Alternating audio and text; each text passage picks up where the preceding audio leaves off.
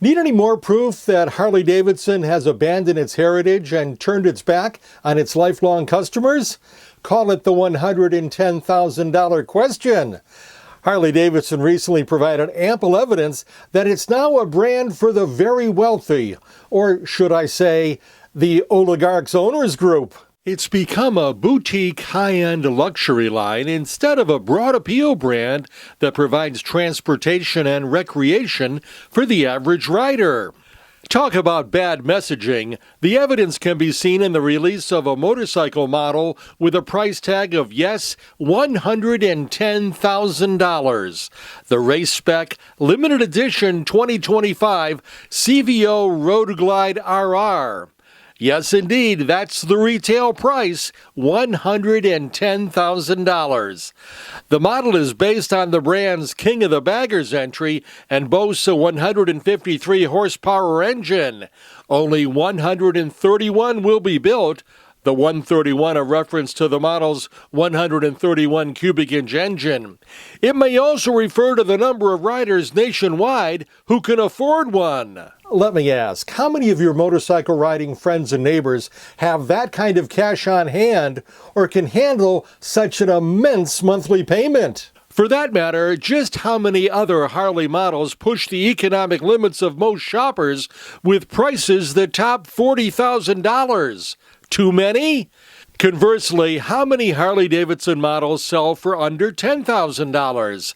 Up until Friday, March 14th, that number was 0.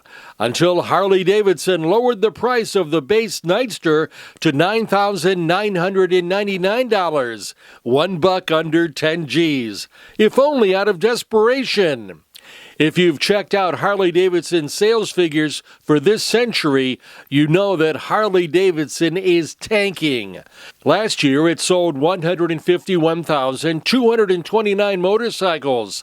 A decade ago, that number was nearly 268,000, while 20 years ago, the number easily topped 300,000.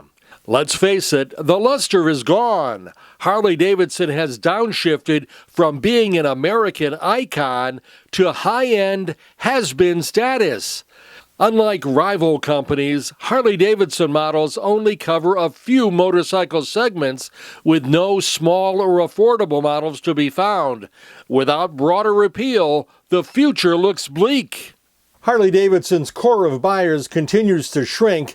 They're aging and in many cases dying off, and they're not being replaced. In abandoning its longtime loyal customers and executing a money grab from the affluent, Harley-Davidson has failed to adequately plan for the years to come.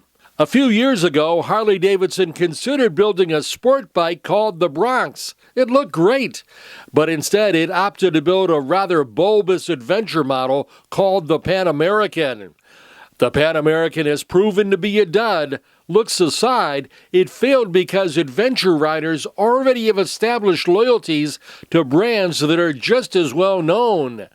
Had it gone with the Bronx, Harley-Davidson might have captured some new younger riders, those not already aligned with Harley or loyal to any brand.